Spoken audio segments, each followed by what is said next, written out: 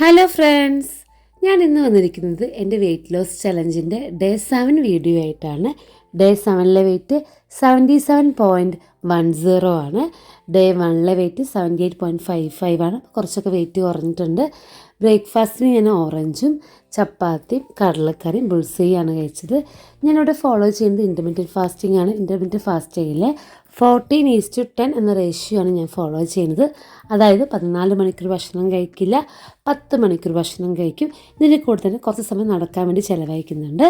ലഞ്ചിന് ഞാൻ ഈ ഗോതമ്പ് നുറുക്കൊണ്ടുള്ള കഞ്ഞിയാണ് കുടിച്ചത്.